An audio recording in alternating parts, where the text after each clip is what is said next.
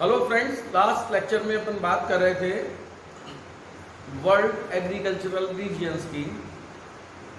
और डी विटलसी ने किस प्रकार जो है वर्ल्ड एग्रीकल्चर को 13 रीजियंस में डिवाइड किया। आज मैं बात कर रहा हूँ हमारे सिलेबस के अकॉर्डिंग इंडियन एग्रीकल्चरल रीजियंस की भारत में जो कृषि प्रदेश हैं उनको कितने भागों में विभक्त किया गया है और इस पर किस किस ने अपना रोल प्ले किया है। भारत में बहुत सारे भूगोलवेताओं ने कृषि भूगोलवेताओं ने भारत को कृषि प्रदेशों में विभाजित करने का प्रयास किया। इसमें जो है डॉक्टर रफ़ीउल्लाह हैं, मोहम्मद शफ़ी हैं, रंधावा हैं, लेकिन जो सबसे सुटेबल जो कृषि प्रदेश विभाजन है वो पूर्वकालिक जो भारत में योजना आयोग था या अभी वर्तमान में इसका नाम नीति आयोग या नीति कमीशन है, इसने भारत को 15 कृषि जलवायु प्रदेशों में विभाजित किया है।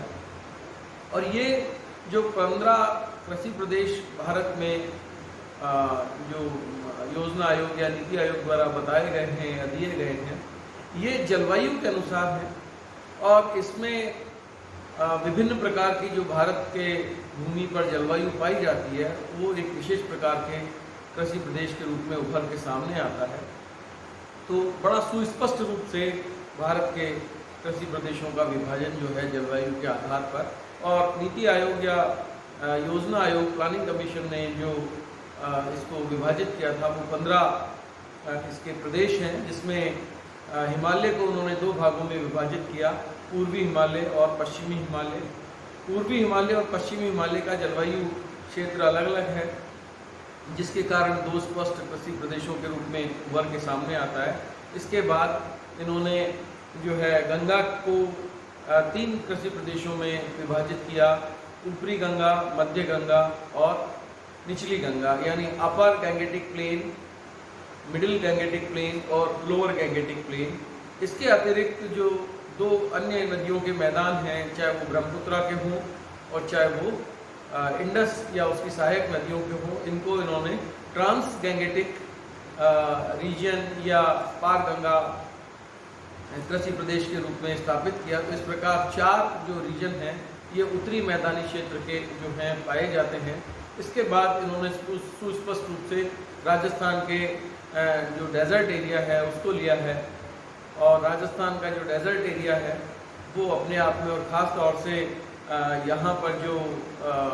इंदिरा गांधी नहर परियोजना जो विश्व की सबसे बड़ी कृषि परियोजना है, इसके आने के पश्चात एक बहुत बड़े कृषि प्रदेश के रूप में उभरा है। इसके पश्चात जो इन्होंने भारत के जो पठारी और जो मैदानी क्षेत्र हैं और जो पर्वतीय क्षेत्र हैं इनको भी विभाजित किया है। तो मध्य पहाड़ी और पठारी क्षेत्र, central hills and plateau region, ये एक सुस्पष्ट कृषि प्रदेश के रूप में है। Southern hills and plateau region और eastern hills and plateau region, 3 जो ये प्रदेश हैं इन्होंने भी इसको एक विशिष्ट कृषि प्रदेश के रूप में शामिल किया। इसी के साथ एक सुविख्यात जो डेक्कन ट्रेप्स का जो एरिया है, जिसको हम दक्कन का पठार भी कहते हैं,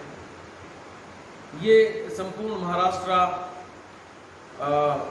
दक्षिण पश्चिम Uttar Pradesh, Madhya Pradesh, some part of Karnataka, some part of Chhattisgarh, some part of Gujarat, यहाँ पर जो है काली मिट्टी का क्षेत्र पाया जाता है।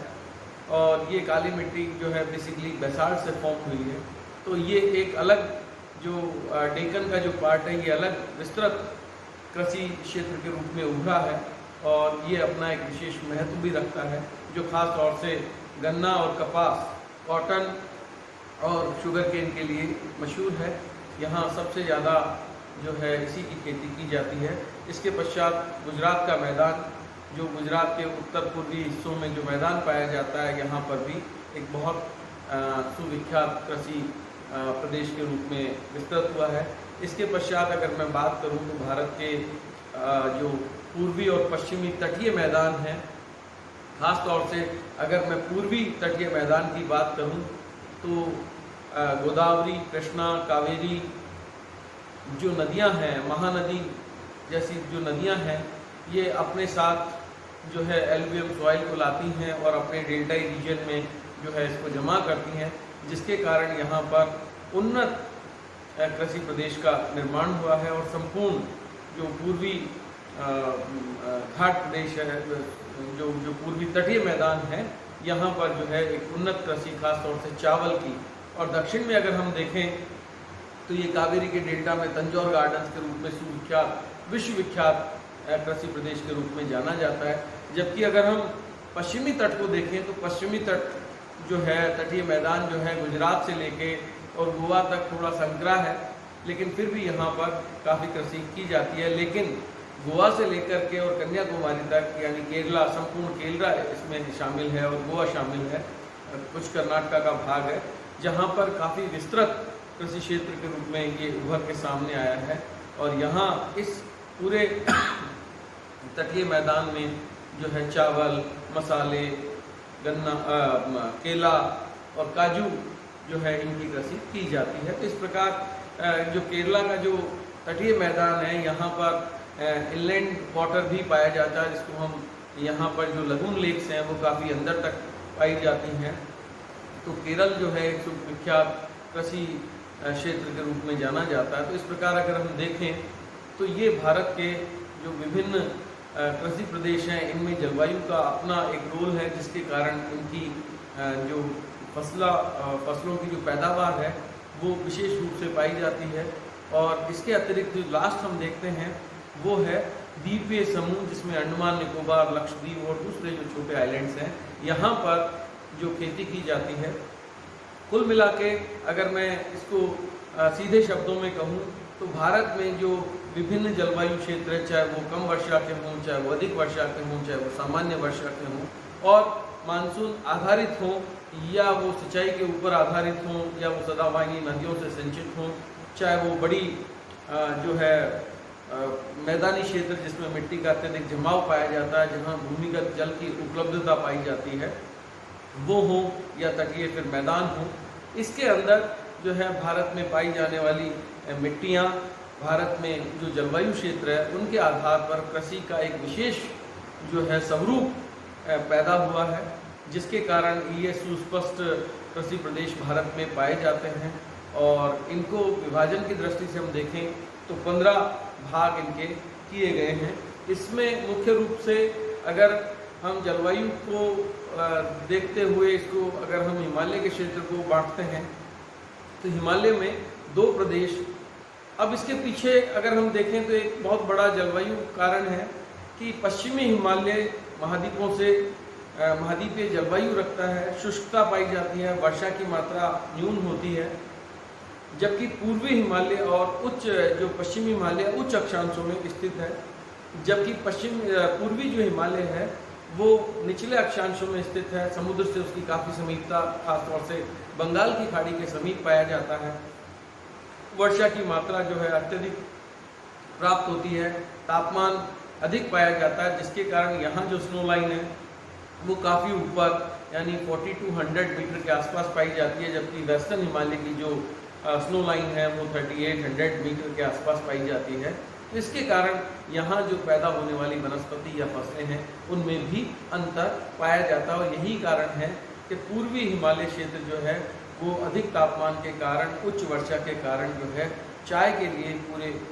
विश्व में विख्यात है। यहाँ दार्जिलिंग जो है वो हिमालय जलवायु रखने के बाद भी उन्नत किस्म की जो है चाय पैदा करता है। इसी प्रकार पश्चिमी हिमालय है, यहाँ पर शुष्कता ज़्यादा है, वर्षा कम है। और यहाँ के जो कृषि क्षेत्र हैं उनमें खास तौर से अगर हम देखेंगे तो बागानी फसलों का जो है काफ़ी रोल है, जिसमें फ्रूट गार्डनिंग खास तौर से वॉलनट है, एप्पल है, या जिसको हम सैफरन कहते हैं, इसकी खेती है। कुछ भागों में जो है जो मैदानी क्षेत्र हैं जैसे श्रीनगर घाटी में, तो यहाँ चावल भी उत्तम किस्म का चावल भी उत्पन्न किया जाता है। ज़्यादातर जो है यहाँ फलों की खेती जो है वो विख्यात है। तो इस प्रकार हम देख सकते हैं कि हिमालय प्रदेश एक होते हुए भी वहाँ पर जो जलवायु है उसके कारण 2 अलग अलग क्षेत्र जो हैं कृषि के रूप में वहाँ देखने को मिलते हैं। इसी प्रकार अगर हम दूसरे क्षेत्रों में आते हैं, खास तौर से गंगा और पार गंगा के क्षेत्रों में, तो जहाँ निचली गंगा का जो क्षेत्र है वो अधिकतम वर्षा प्राप्त करने वाला है, लगभग 300 सेंटीमीटर तक वहाँ वर्षा प्राप्त होती है। और संपूर्ण क्षेत्र में निचली गंगा के या डेल्टा क्षेत्र में जो है चावल या जूट की खेती की जाती है। जहाँ पश्चिम बंगाल है, वहाँ जहाँ बांग्लादेश और पश्चिम बंगाल का जो हिस्सा है, इसमें अत्यधिक वर्षा और नदियों द्वारा जमा की गई जो इरोडेड मटेरियल के रूप में आने वाली एलुवियम सॉइल है, इसके कारण जनसंख्या का अत्यधिक बहाव जो वहाँ पर पाया जाता है, उसके कारण यहाँ चावल की 3 किस्में 3 फसलें ली जाती हैं जो वर्ष पर्यंत ली जाती हैं, ओस, अमन, बोरू। और उसका कारण है अधिक ताप और अधिक वर्षा, उर्वर भूमि और साथ में जनसंख्या का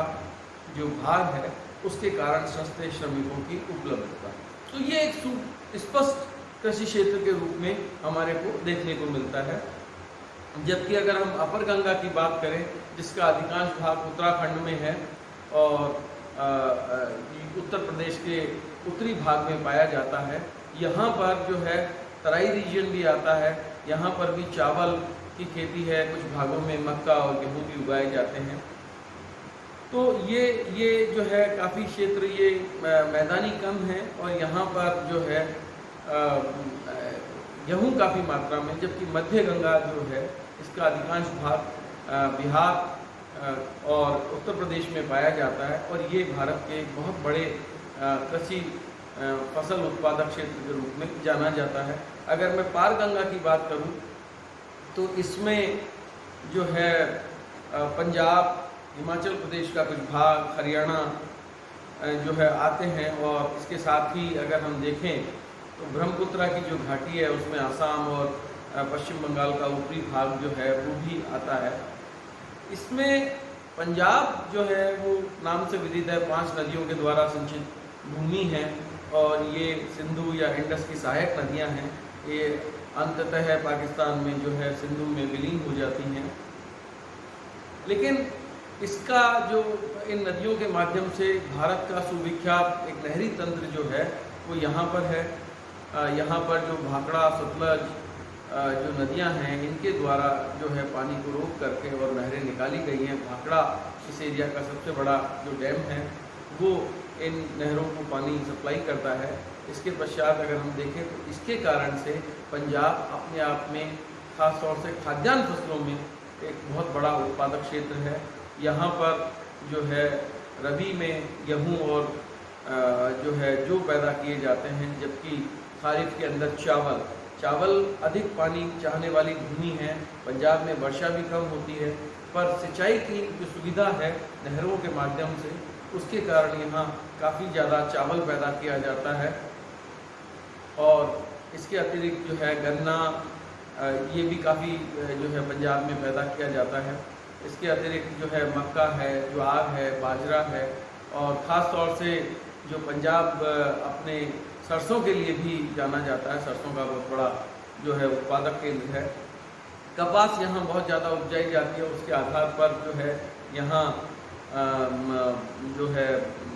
फगवाड़ा में एक बहुत बड़ी कपास मिल भी है जो कपड़ा बुनने का काम करती है, जीसीटी फगवाड़ा के नाम से। तो यहाँ का जो स्थानीय कपास है वो उस मिल में काम आता है। इसी प्रकार जो है यहाँ गन्ना उत्पादक होने से, क्षेत्र होने से यहाँ शक्कर भी जो है काफ़ी उत्पादित की जाती है। अगर इसके पश्चात मैं राजस्थान के डेजर्ट की बात करूँ तो राजस्थान का जो पूर्वी इलाका है ये खास तौर से गंगा यमुना के मैदान का अग्रभाग या एक्सटेंशन माना जाता है और यहाँ पर काफ़ी ज़्यादा मिट्टी का जमाव पाया जाता है, जिससे भूमिगत जल की उपलब्धता है। लेकिन अरावली के पश्चिमी क्षेत्र में वर्षा की न्यूनता होने के पश्चात भी 1927 में एक प्रोजेक्ट यहाँ बीकानेर के तत्कालीन महाराजा गंगा सिंह जी द्वारा लाया गया था और वो प्रोजेक्ट था गंग कैनाल के नाम से। उसके बाद 1958 में दूसरा प्रोजेक्ट जो गवर्नमेंट ऑफ इंडिया को सबमिट किया गया था वो था इंदिरा गांधी नहर परियोजना, जिसका पूर्व नाम राजस्थान नहर भी था। ये विश्व की सबसे बड़ी सिंचाई परियोजना है और इस परियोजना का 1987 में पानी जो है वो जैसलमेर के मोहनगढ़ तक आया था। इस प्रोजेक्ट को जब लाया गया था तो ये प्रोजेक्ट राजस्थान के मल्टीपर्पज़ स्कीम के लिए था कि ऐसे डेजर्ट में जहाँ पानी की उपलब्धता नहीं है, कोई सदाबहार नदियाँ नहीं है, तो वहाँ पर पेयजल मुहैया कराना, रेगिस्तान को एक कृषि क्षेत्र में परिवर्तित करना, वन विकास करना, पशुधन की पालना यानी पशुओं के लिए जो है पानी और चारा उपलब्ध कराना, कृषि आधारित उद्योगों का विकास करना, पर्यटन का विकास करना और ऐसे न्यून जनसंख्या प्रदेशों में जनसंख्या के जमाव को यानी राजस्थान के पूर्वी क्षेत्रों में जो जनसंख्या पाई जाती है उस भार को पश्चिम की तरफ जो बसा करके कम करना। लेकिन इसका जो सबसे बड़ा एक पहलू ये रहा कि आज लगभग 13.5 लाख हेक्टेयर से ज़्यादा क्षेत्र में यहाँ पर कृषि की जाती है और ऐसी कृषि में एक विशेषता है, बीकानेर की एक तहसील है लूणकरणसर और यहाँ पर कपास और मूंगफली की प्रति हेक्टेयर जो उपज है वो भारत में सर्वाधिक आंकी गई। तो इस प्रकार ये राजस्थान का जो क्षेत्र है, पश्चिमी क्षेत्र, यहाँ उत्तर पश्चिमी क्षेत्र, यहाँ पर एक बहुत बड़ा कृषि क्षेत्र जो है वो पानी आने के पश्चात उपलब्ध हो गया। उसके पहले यहाँ न्यून वर्षा में केवल बारानी कृषि होती थी, जिसके ऊपर केवल बाजरा या दालें, मूंग मोट पैदा किए जाते थे। वर्तमान समय में अगर हम देखें तो इंदिरा गांधी जो नहर परियोजना है, इसके कमांड एरिया में इतना ज़्यादा खाद्यान्न उत्पन्न हो रहा है जो राजस्थान में अपनी सर्वाधिक भूमिका उत्पादन में निभाता है। और अगर हम पूर्वी क्षेत्रों को देखें तो पूर्वी क्षेत्र में एक और प्रोजेक्ट जो चंबल का आया था, चंबल के प्रोजेक्ट आने के बाद चंबल की जो फ्लड एरिया थी उसको कंट्रोल किया गया मल्टीपर्पज़ प्रोजेक्ट बना करके और राजस्थान में इसके 3 बड़े प्रोजेक्ट बने हैं। एक इसमें मध्य प्रदेश में था गांधी सागर परियोजना, इसके पश्चात राजस्थान में राणा प्रताप, जवाहर सागर और कोटा बैराज के नाम से चित्तौड़ और कोटा जिलों में ये परियोजनाएं बनी और उसके बनने के पश्चात चंबल का जो क्षेत्र है ये एक बहुत बड़े कृषि क्षेत्र के रूप में उभरा है, जहाँ पर आज वर्तमान समय में हम देखें तो सोयाबीन जो है सर्वाधिक उत्पन्न किया जा रहा है। इसके अतिरिक्त वहाँ पर जो है गेहूँ काफ़ी ज़्यादा मात्रा में उत्पादित होता है। इस प्रकार वहाँ की जो नहरी सिंचाई है वो उस सारे जो फ्लडेड एरिया में जहाँ न्यून कृषि उत्पादन था एक बहुत बड़े कृषि क्षेत्र के रूप में परिवर्तित हो गया है। तो ये अगर हम देखें इस प्रकार राजस्थान के जो एक कृषि विकास को अगर दृष्टिपात करें तो 1950 के बाद जब जनसंख्या में वृद्धि होने लगी तो राजस्थान के नवीन क्षेत्रों को कृषि के अंतर्गत लाया गया। वहाँ पर ऐसी फैसिलिटी डेवलप की गई जो कृषि में सहायक हो और इसके लिए जोधपुर में एक बहुत बड़ा रिसर्च सेंटर काजरी के नाम से जो है वो स्थापित किया गया, जो रेगिस्तान या शुष्क क्षेत्रों में होने वाली संपूर्ण जो विकास है, चाहे वो मरुस्थल को रोकना हो, चाहे नवीन कृषि के बीजों का विकास करना हो, चाहे पशुधन हो उसके ऊपर जो नया विकास करना हो, किस प्रकार पशुओं की नस्लों को संवर्धित किया जा सकता है, जो वहाँ की मूल नस्लें हैं उनको किस प्रकार बचाया जा सकता है। इसी प्रकार शुष्क कृषि जो कम पानी चाहने वाली कृषि है उसको किस प्रकार जो है स्थापित किया जा सकता है, या उस क्षेत्र में जो उत्पन्न होने वाली वनस्पति है उसको किस प्रकार संरक्षित किया जा सकता है, या उसके अंदर जो किस प्रकार के जो फसल आधारित या कृषि आधारित जो उद्योग हैं उनको कैसे जो है वहाँ पर उनका विकास कैसे किया जा सकता है। इन सब बातों को ध्यान रख करके और इन सब के डेवलपमेंट के लिए जो इंस्टीट्यूशन काजरी CAZRI central arid zone research institute Jodhpur में स्थापित किया गया और ये वर्तमान समय में इस संपूर्ण शुष्क क्षेत्र के लिए कार्य कर रहा है। और साथ ही अगर हम देखें तो पूर्वी क्षेत्र जो है जिसमें खास तौर से सीकर, अलवर, भरतपुर, धौलपुर, दौसा, जयपुर का अधिकांश भाग आता है, यहाँ पर जो है मानसून आधारित और जो भूमिगत जल उपलब्ध है उसके आधार पर जो है यहाँ कृषि कार्य किया जाता है। इस क्षेत्र में अगर रबी क्रॉप की बात करूँ मैं खास तौर से, तो भरतपुर का जो क्षेत्र है वो पूरे भारत में सरसों उत्पादन के लिए जाना जाता है और यहीं पर जो है mustard research centre, national institute for mustard research यहाँ स्थापित किया गया है। और इसके अतिरिक्त बाकी सारे जो ज़िले हैं गेहूं की पैदावार अत्यंत होती है, तो इस प्रकार ये भी एक सुस्पष्ट कृषि क्षेत्र के रूप में। तो अगर आज मैं संपूर्ण राजस्थान की बात करूं तो यहाँ पर सिंचाई परियोजना आने के बाद जो विभिन्न प्रकार की सिंचाई परियोजनाएं आई हैं, और अगर मानसून भी सामान्य रहता है तो ये एक विशेष जो है कृषि प्रदेश के रूप में भारत के अंदर जो है अपना एक विशेष स्थान रखता है। भारत का लगभग 75% खाद्यान्न जो है उत्तरी मैदानी क्षेत्र में ही उत्पादित किया जाता है, और उसके पीछे का जो कारण है, जो सदाबहानी नदियाँ यहाँ पर आती है, जो उत्तम जलवायु यहाँ पाई जाती है, जिसमें आदर्श तापमान, आदर्श वर्षा, और दूसरा जो सदाबहानी नदियों ने इस पूरे क्षेत्र में जिस प्रकार से मिट्टी का जमाव किया है, और जो मिट्टी पहाड़ों से आती है वो अपने उपजाऊपन के लिए प्रसिद्ध है, अपने उपजाऊपन के लिए जानी जाती है। तो ये पंजाब से लेकर बंगाल तक जो है एक विशेष प्रभाव अपना रखता है। यहाँ पर कार्य करने के लिए जो है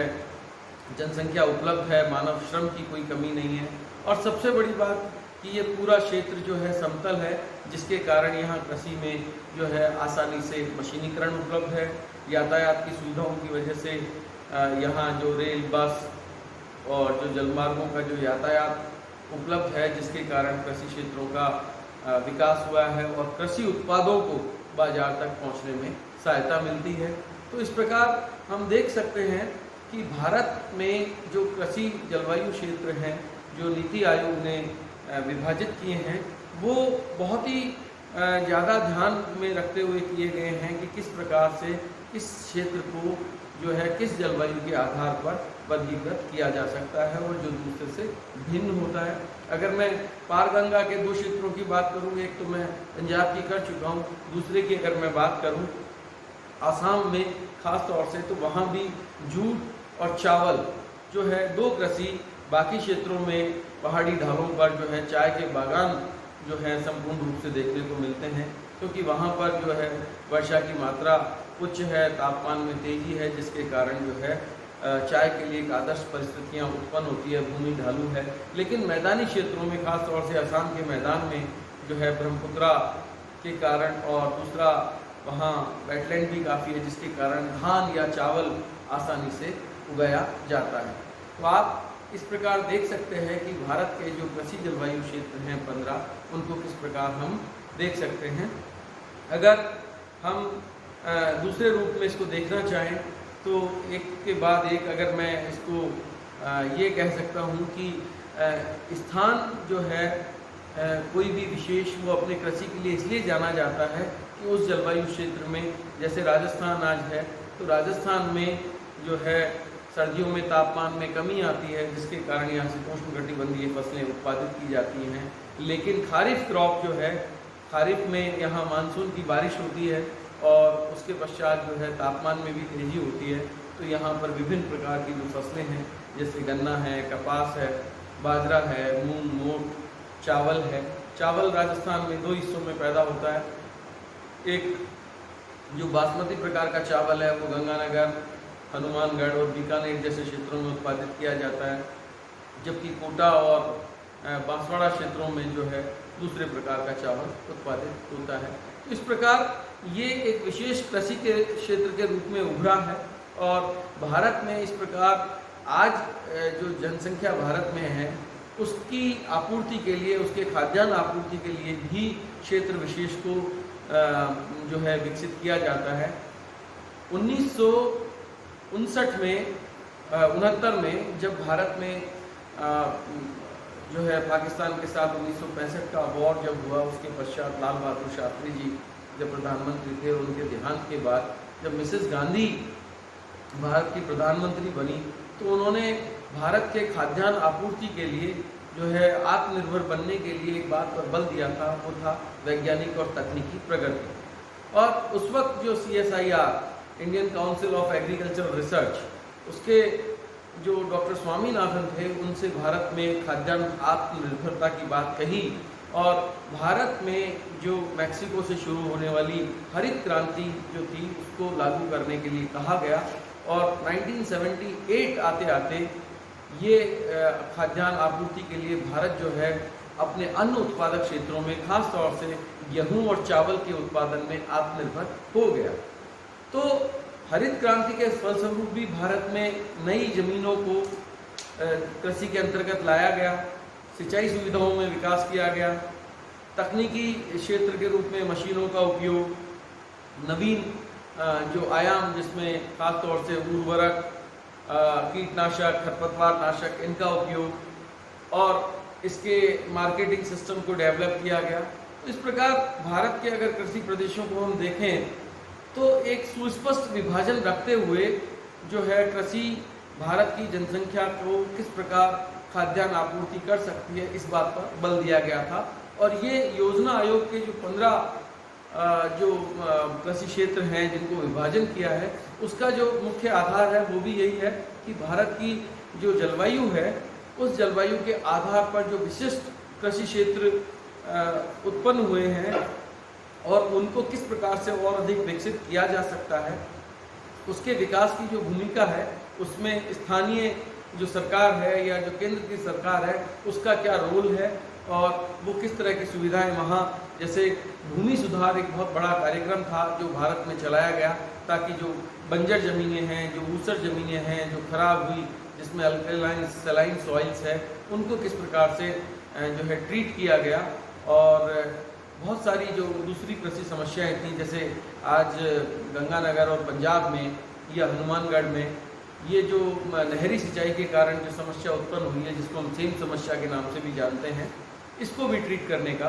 जो है काफ़ी प्रयास किया गया। तो इस प्रकार आज हमने देखा कि भारत में जो 15 कृषि जलवायु क्षेत्र हैं, इनमें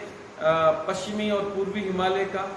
गंगा के जो 3 क्षेत्र, ऊपरी गंगा, मध्य गंगा और निचली गंगा, या चौथा क्षेत्र जो पार गंगा, जो खास तौर से ब्रह्मपुत्रा का जो मैदान है या जो पंजाब की 5 नदियों का मैदान है, वो किस प्रकार एक भारत का सर्वाधिक खाद्यान्न उत्पन्न करने वाला क्षेत्र है, जिसमें लगभग 75% से ज़्यादा खाद्यान्न भारत का उत्पादित होता है। इसके पश्चात राजस्थान का जो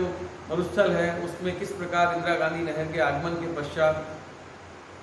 जो कृषि में एक आमूलचूल परिवर्तन हुआ और बहुत बड़े खाद्यान्न के रूप में या व्यापारिक फसलों के रूप में यहाँ ये क्षेत्र जो है जाने और पहचाने लगा। भारत में खास तौर से इस पश्चिमी क्षेत्रों में दाल उत्पादन पर भी, दालों के उत्पादन पर भी काफ़ी बल दिया गया है। यहाँ विभिन्न प्रकार की जो दालें हैं उत्पादित होती हैं। मोठ और मूंग जो है राजस्थान में सर्वाधिक उत्पन्न होते हैं। तो इस प्रकार इस नहरी परियोजना के पश्चात जो है राजस्थान की नवीन जो मरुस्थली भूमि थी उसको कृषि के अंतर्गत लाया गया। ये पहला प्रयास जो 1927 में गंग नहर के रूप में आया और उसके पश्चात इंदिरा गांधी नहर की एक विशेषता ये भी है कि ये पूर्व की ओर जो है यहाँ ज़मीन ऊंची है तो वहाँ पर लिफ्ट कैनाल बनाई गई है, जबकि पश्चिम की ओर ये धरातल के अनुरूप जो है बहती है। इसके द्वारा जो है लिफ्ट कैनाल और दूसरी जो इसकी मेन कैनाल्स हैं और सहायक कैनाल्स हैं, इनको डेवलप किया जाना है और आगे इसका जो प्लान है वो बाड़मेर में गडरा रोड तक इसको ले जाने का है।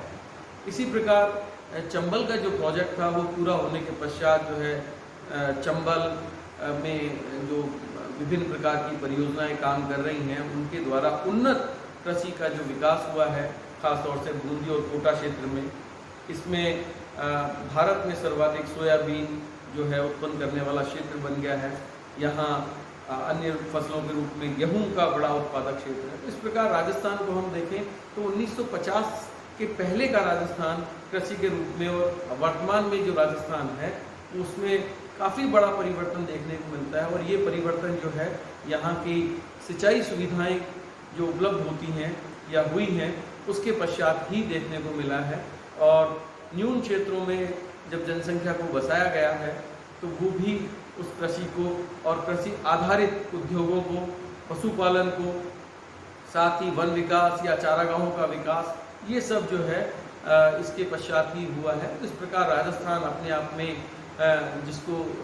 पूरी दुनिया में जाना जाता था कि मरुस्थलीय क्षेत्र है, यहाँ कुछ पैदा नहीं होता, वहाँ आज वर्तमान में काफ़ी कुछ जो है खाद्यान्न उत्पादन